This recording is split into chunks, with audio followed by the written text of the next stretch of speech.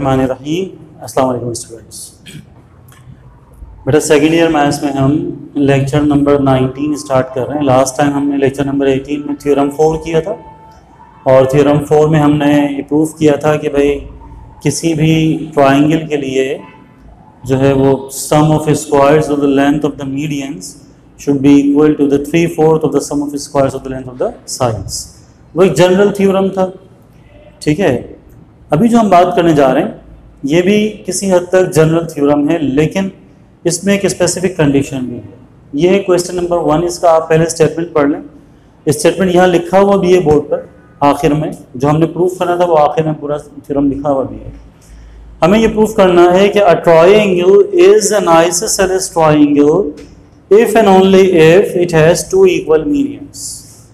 कि अगर किसी ट्रायंगल में दो मीडियंस इक्वल हैं तो फिर वो एक आइसोसेलेस ट्रायंगल होगी, अदरवाइज वो आइसोसेलेस ट्रायंगल नहीं हो सकती, ठीक है। क्योंकि अकॉर्डिंग टू डेफिनेशन हम जब आइसोसेलेस ट्रायंगल को डिफाइन करते हैं उसमें हम मीडियंस की बात नहीं करते।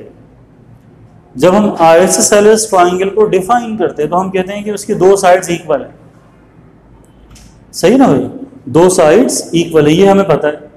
आज हमें ये प्रूफ करना है कि कोई भी ट्रायंगल उस वक्त तक आइसोसेलेस ट्रायंगल नहीं हो सकती जब तक उसके दो मीडियंस इक्वल ना हो, यानी दो साइड्स उस वक्त तक बराबर नहीं होंगे जब तक उनके करेस्पॉन्डिंग मीडियंस बराबर ना हो, ठीक है।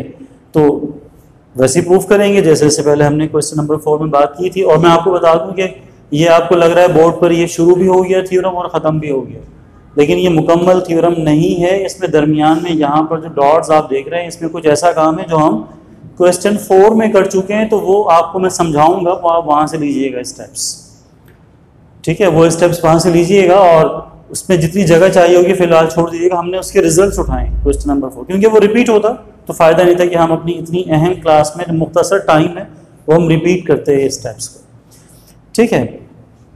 स्टार्ट करते हैं। सबसे पहले ट्राइंगल कंसिडर करते हैं। हमने कंसिडर करी ट्राइंगल ABC, इसको रीड कर लें। Like A0 0 B 2A0 C 2B 2C be the vertices of a triangle ABC such that DEF be the midpoints of BC AC and AB respectively। इस triangle में और इस sentence में कोई फर्क नहीं है। जो हमने क्वेश्चन 4 में किया था ये एग्जैक्टली वही है। आप चाहें तो वहीं से आप देख सकते हैं, ये एग्जैक्टली वही, आप चाहें तो वो सामने भी रख सकते हैं। फिर हमने कंसीडर करना है मिड पॉइंट फॉर्मूला और मिड पॉइंट निकालना है। फर्क इतना है कि जब क्वेश्चन नंबर 4 हम कर रहे थे वहां 3 मिड पॉइंट्स निकाले थे DEF, यहां 2 निकालेंगे D और E, ठीक है। फिर उसके बाद में हम जाएंगे डिस्टेंसेस पर। जब हम क्वेश्चन 4 कर रहे थे तो वहां हमने 6 मरतबा डिस्टेंस निकाला था, यहां पर हम डिस्टेंस फॉर्मूले तो 4 मरतबा इस्तेमाल करेंगे। ये चार डिस्टेंसेस निकालेंगे। 2 इनमें साइड्स हैं BC स्क्वायर AC स्क्वायर और 2 इनके मीडियंस हैं AD स्क्वायर और BE स्क्वायर। ये वो सारे रिजल्ट्स हैं जो क्वेश्चन 4 में हमारे पास मौजूद हैं और ये सब कुछ रिपीट होता अगर हम करते, और इसको रिपीट करने में ये पूरा का पूरा बोर्ड भर जाता, लेकिन ये इसमें कोई ज़रा सा भी चेंज नहीं आना था। तो यानी हम कह सकते हैं कि इस थ्योरम का जो फर्स्ट हाफ है, आपको याद होगा क्वेश्चन 4 में हमने कैपिटल X और कैपिटल Y पर काम किया था। तो बस ये समझ लें कि वहाँ पर जो X और Y पर काम किया था उससे पहले जितना भी काम है वो सब यहाँ पर आ जाएगा। थोड़ा सा कम होगा, उसमें हमने 3 मिड पॉइंट्स निकाले थे DEF, इसमें हमें F की ज़रूरत नहीं है। उसमें हमने AB निकाला था, हमें यहाँ पर AB की ज़रूरत नहीं है। CF निकाला था, हमें CF की ज़रूरत नहीं है, ठीक है। तो यहाँ से समझ लें 2 मिड पॉइंट्स हैं D और E। A को मिलाएंगे D के साथ, ये पहला मीडियम, B को मिलाएंगे E के साथ, ये दूसरा मीडियम। तो AD और BE 2 मीडियंस हमने बना लिए। तीसरे मीडियन की हमें ज़रूरत नहीं है। अब जहां जहां पर ये मिड पॉइंट्स हैं, मीडियंस आ रहे हैं, वही वाली साइड्स आपको लेना होंगी, करेस्पॉन्डिंग साइड्स। तो D के लिए आ जाएगा BC और E के लिए आ जाएगा AC। तो इसलिए हमने निकाला है BC और AC। C के सामने मिड पॉइंट F, उसकी हमें ज़रूरत नहीं है। तो क्वेश्चन 4 से हमें जिन जिन चीज़ों की ज़रूरत थी उनको हम करते गए। ये आप लोग प्रॉपर करेंगे, क्योंकि सॉल्यूशन आपके पास है, इसलिए मैंने यहाँ पर टाइम बचाया और जगह बचाई। आप लोग प्रॉपर करेंगे और ये 2 मिड पॉइंट से चारों डिस्टेंस निकालेंगे। अब आ जाए, हमें जो प्रूफ करना है वो क्या करना है, हमें ये थ्योरम प्रूफ करना है जो आखिर में लिखा हुआ भी है, आपके पास बुक में भी होगा। Show that a triangle is an isosceles triangle. क्या प्रूफ करना है हमें कि एक ट्राइंगल आइसोसेलेस ट्राइंगल होगी, यानी उसकी 2 साइड्स इक्वल होंगी, ये प्रूफ करना है। किस कंडीशन में रहते हुए? If and only if it has 2 equal medians, अगर उसके 2 मीडियंस इक्वल हो। तो बेटा ये वाला काम समझने से पहले यहां जो ये सेंटेंस यूज किया इन्होंने, if and only if, mathematics में ये एक तरह का आप कह लें कि एक ईडियम है। जैसे आप इंग्लिश में ईडियम्स लिखते हैं, वो लिखा हुआ कुछ होता है, उसके मीनिंग्स कुछ होते हैं। इसी तरह से यहाँ पर भी इफ एंड ओनली इफ जो है, इसके अपने कुछ स्पेसिफिक मीनिंग्स हैं। क्या मीनिंग्स हैं? जहां पर भी ये सेंटेंस आएगा वहां पर आप थ्योरम को 2 मरतबा प्रूफ करेंगे। पहली मरतबा जो गिवन था वो दूसरी मरतबा रिक्वायर्ड में चला जाएगा, पहली मरतबा जो रिक्वायर्ड था वो दूसरी मरतबा गिवन में चला जाएगा। यानी मैं अगर ये कहूं कि अगर किसी ट्राइंगल के 2 साइड्स इक्वल हैं तो फिर उसके 2 मीडियंस भी इक्वल होंगे, और अगर किसी ट्राइंगल के 2 मीडियंस इक्वल हैं तो उसके 2 साइड्स भी इक्वल होंगे। यानी आप चाहें तो इनमें से किसी को भी गिवन में रख दें, किसी को भी रिक्वायर्ड में रख दें, दोनों डायरेक्शन से प्रूव होना चाहिए। हमने यहाँ पर 2 साइड्स और 2 मीडियंस निकाल कर रखे हुए हैं। ये 2 साइड्स हैं और ये 2 मीडियंस हैं, और ख्याल रखा है कि करस्पॉन्डिंग साइड्स हों। जैसे कि मीडियन है AD, इसकी साइड बनती है BC, मीडियन है BE, इसकी साइड बनती है AC, वही निकाली हुई। अच्छा, अब अगर हम बात शुरू करते हैं साइड्स की इक्वालिटी से, कंसीडर कर लें कि साइड्स इक्वल हैं। अगर साइड्स इक्वल हैं तो BC स्क्वायर इक्वल आएगा AC square, BC square is equal to AC square. BC square में आ जाएगा 2A minus 2B whole square plus 4C square. AC square में आ जाएगा 4B square plus 4C square. इसका फॉर्मूला खुलेगा A minus B whole square जो equal होता है A square minus 2AB plus B square. A की वैल्यू है 2A, तो 2A का स्क्वायर निकालेंगे तो ये बन जाएगा 4A स्क्वायर। B की वैल्यू है 2B, इसका स्क्वायर निकालेंगे तो बन जाएगा 4B स्क्वायर, और दरमियान में जब 2AB निकालेंगे तो 2 2 ज़ा 4AB को डबल करेंगे तो ये आ जाएगा 8AB। आगे प्लस का 4C square is equal to 4B square plus 4C square. हम देखते हैं कि दोनों साइड्स पर 4C स्क्वायर से 4C स्क्वायर कैंसिल होगा, 4B स्क्वायर से 4B स्क्वायर कैंसिल होगा, तो 4A square minus 8AB equal आ गया 0। माइनस 8AB को शिफ्ट कर देंगे तो 4 कैंसिल हो जाएगा, 4 1 ज़ा 4, 4 2 ज़ा 8, तो A स्क्वायर बचा, 2AB बचा। A का स्क्वायर A से कट जाएगा, A डिवाइड हो रहा है यहाँ भी तो कैंसिल हो गया, तो A इक्वल आ गया 2B। इसको इक्वेशन 1 कहकर छोड़ दिया। ये रिजल्ट हमें उस वक्त मिला कि जब हमने दोनों साइड्स को इक्वल बनाया, तो पता चला कि A बराबर है 2B। अब अगर हम दोनों मीडियंस की इक्वालिटी को यूज कर लें, AD स्क्वायर और BE स्क्वायर को हम यूज कर लें, तो भाई AD स्क्वायर में आ जाएगा A plus B whole square plus C square, BE square में आ जाएगा 2A minus B whole square plus 4C plus C square. तो जैसे ही दोनों मीडियंस को हम पुट करते हैं तो इक्वेशन में दोनों साइड्स पर C स्क्वायर से C स्क्वायर कैंसिल हो जाएगा, बाकी बचेगा A plus B whole square is equal to 2A minus B whole square.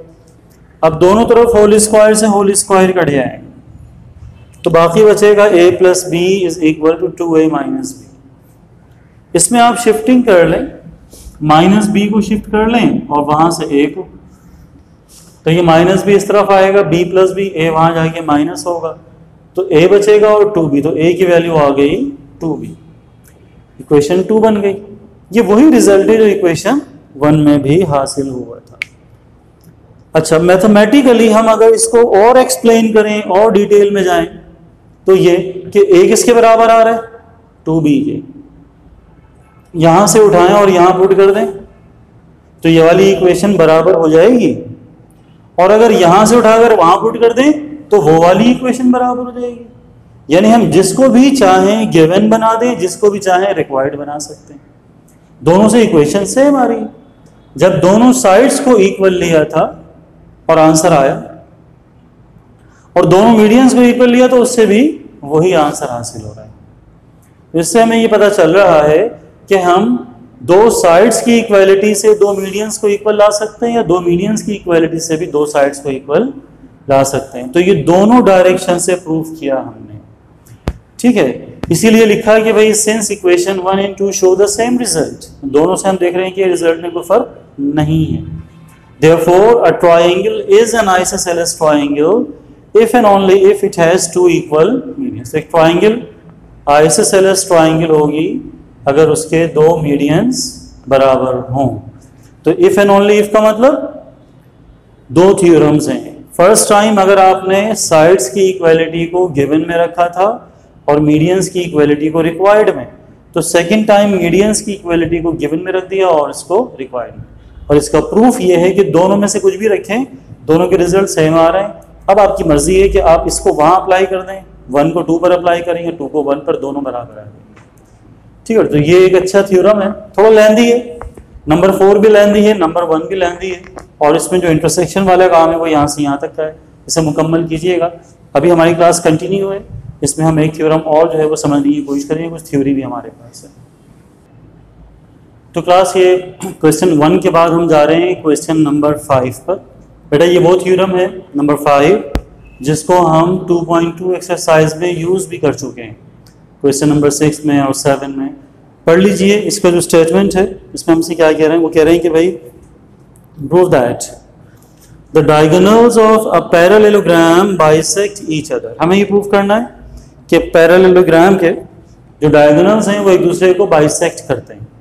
अच्छा, अब ये जो स्टेटमेंट है ये मैं आपको आगे चल के थोड़ा बेहतर एक्सप्लेन करूंगा, लेकिन उससे पहले अभी जो आपने नोट करना है वो ये कि जब किसी भी थ्योरम में ये आ जाए, किसी भी थ्योरम में हमें ये बता दिया जाए कि भाई उसका ताल्लुक है पैरेललोग्राम से, तो बेटा आप सबसे पहले एक पैरेललोग्राम बनाइए, ठीक है।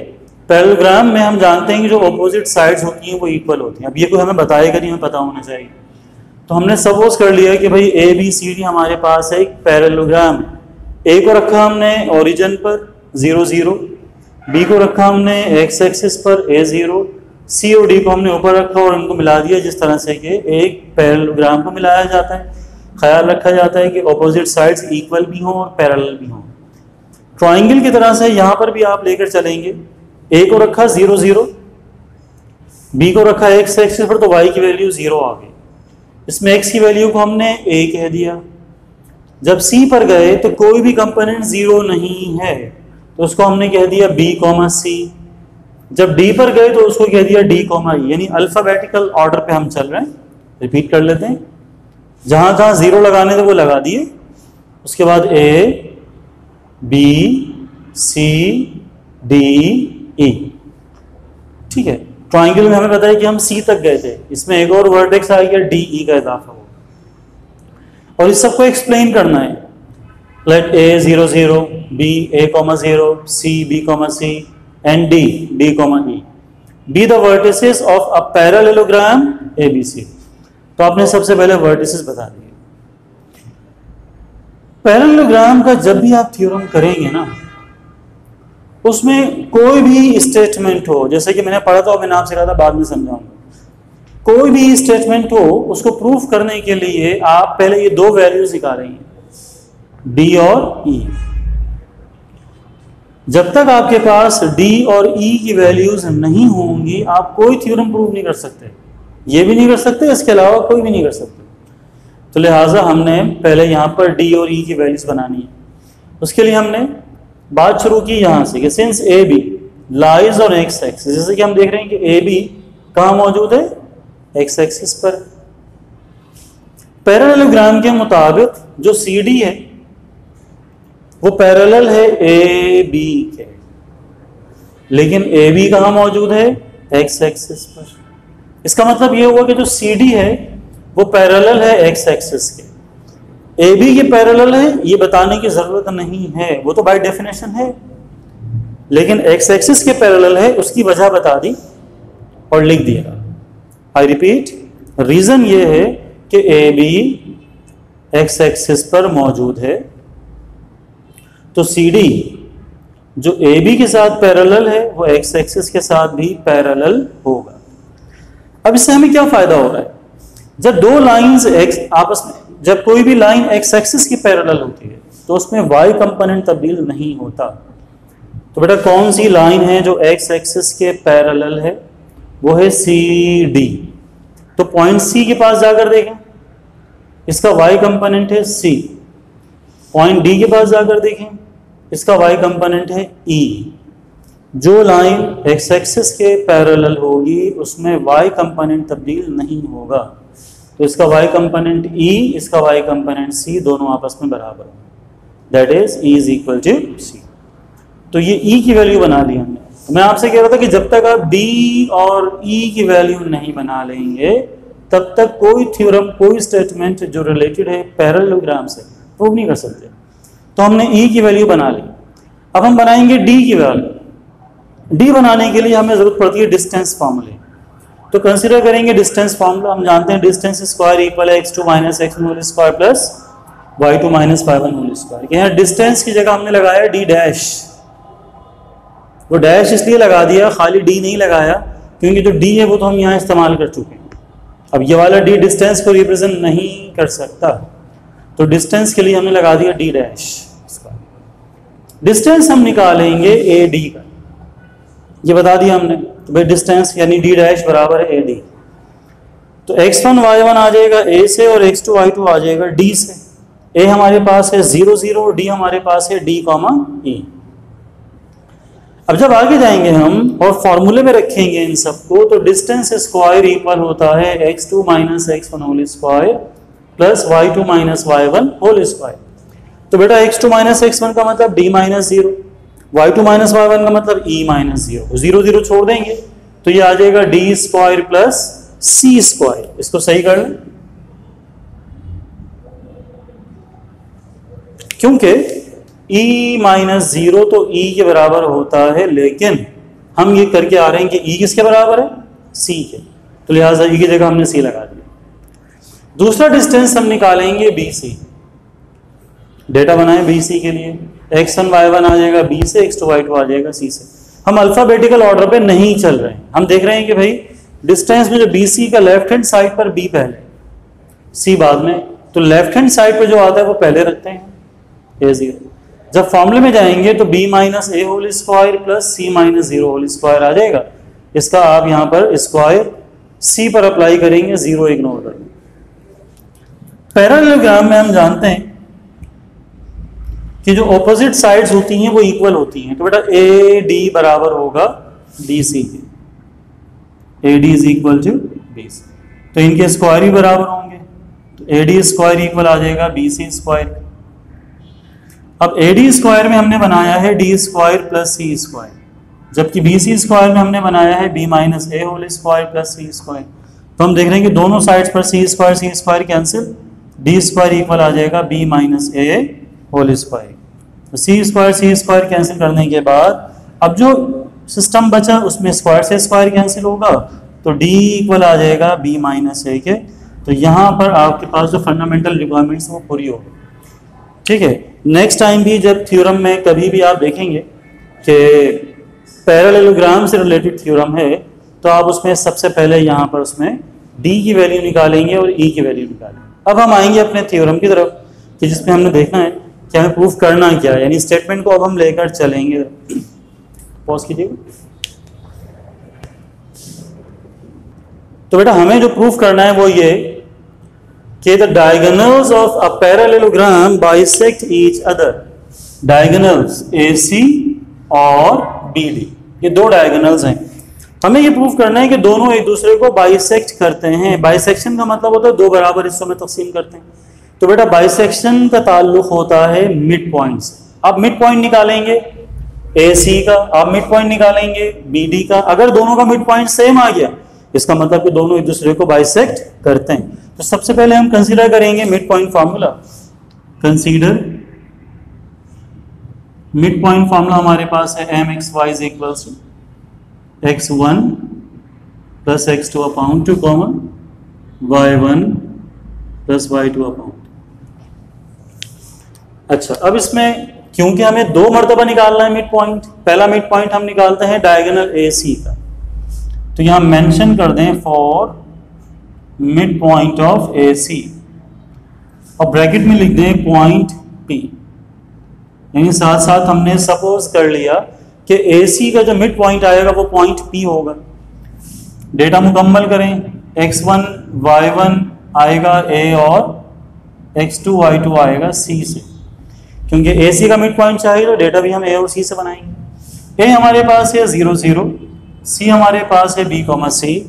इन सब को ले जाएं फॉर्मूले में, तो जहां मिड पॉइंट M है वहां रख देंगे P, AC का मिड पॉइंट आ गया P, x1 प्लस x2 में 0 plus B upon 2, y1 plus y2 में 0 प्लस C अपॉन 2, तो भाई ये बन जाएगा B upon 2 C upon 2। Point P x y के कंपोनेंट्स आ गए B अपॉन 2 C अपॉन 2। अब हम निकालेंगे mid point of the second diagonal और वो हमारे पास है BD। तो इसके लिए बनेगा data for mid point of BD, इसको हम कह देंगे पॉइंट Q। जिस तरह से AC के मिड पॉइंट को हमने कहा था पॉइंट P, तो BD के मिड पॉइंट को हम कह देंगे पॉइंट Q। डेटा मुकम्मल कर लें, x1 y1 आ जाएगा B से, x2 y2 आ जाएगा D से। B हमारे पास है A, 0 और D हमारे पास है D, E। A, 0 D, E। इन सब को ले जाएं फॉर्मूले में, तो जहां पर BD के लिए मिड पॉइंट फॉर्मूला M है वहां रख देंगे Q x, y is equal to x1 plus x2 में आ जाएगा A plus D upon 2, y1 plus y2 में आ जाएगा 0 प्लस E अपॉन। अब देखिए यहां हमें जरूरत पड़ेगी वैल्यूज की जो हमने निकाल के रखी हुई है। D किसके बराबर है? B minus A। A की जगह A आ गया प्लस D की जगह आ गया B माइनस A, कॉमा 0 छोड़ देते हैं तो E बचेगा और E बराबर है C के, तो ये बन जाएगा C अपॉन 2। तो जैसे ही आप ये वैल्यूज पुट करते हैं तो आप देखते हैं यहाँ पर A और A कैंसिल हो गया, तो ये बचेगा B अपॉन 2 C अपॉन 2। तो यानी पॉइंट Q x, y का रिजल्ट आ गया B अपॉन 2 C अपॉन। तो हम देख रहे हैं कि दोनों डायगोनल के मिड पॉइंट सेम आ रहे हैं। जो आंसर P का आया था वही आंसर Q का आ गया। तो हम लिखेंगे since P and Q lie at the same point, दोनों के दोनों पॉइंट्स जो हैं वो एक ही जगह मौजूद है। P and Q lie at the same point, therefore the diagonals of a parallelogram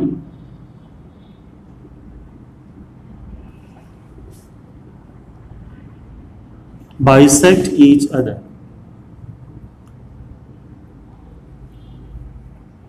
और यही हमें प्रूफ करने के लिए कहा गया था, ठीक है, क्योंकि दोनों के मिड पॉइंट सेम है, लिहाजा पहला डायगोनल दूसरे को बाइसेक्ट कर रहा है और दूसरा डायगोनल पहले को बाइसेक्ट कर रहा है। तो यहाँ तक हम अपनी बात कंप्लीट कर चुके हैं। 2 थ्योरम्स आपके हो गए, अच्छे से प्रैक्टिस कीजिएगा, फिर इंशाल्लाह हम इसको कंटिन्यू करेंगे। अल्लाह हाफ़िज़।